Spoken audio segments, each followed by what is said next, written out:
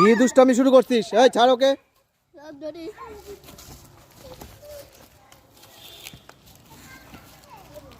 পারবি না, পড়ে যাবি, হাত পা ভাঙবে। নামো, ছাড়ো ছাড়ো, সবাই এদিকে আসো, অন্য খেলা খেলো। কি হাতে পেঁচাইয়া হাত কাইটা পড়ে যাবে, আঙ্গুল কাইটা পড়ে যাবে। এগুলো প্রচন্ড শক্ত।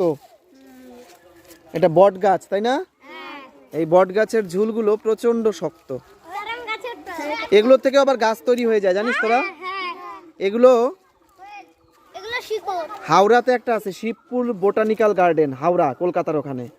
একটা গাছ থেকে একটা এলাকা, তোদের যত বড় পাড়া, এত বড় পাড়া হয়ে গেছে সব গাছ, বট গাছের পাড়া। এটা সব থেকে বিশ্বের প্রাচীনতম বট গাছ। একটা গাছ, কিন্তু গাছের এরিয়া ধরে যে নোটা ফেলা, শালমারা হয়ে একদম এই দিকটা হয়ে এই সবগুলো। সেখানে বলে একটা বট গাছ আছে, সেটা বলে মাঝখান থেকে কাটা, কিন্তু এমন করে রয়েছে। অনেক সময় বট গাছ না, অনেক বট গাছ হচ্ছে বেঁচে থাকা গাছ, মানে বেঁচে থাকবেই, ওকে তুই যতই কষ্ট দে ও বেঁচে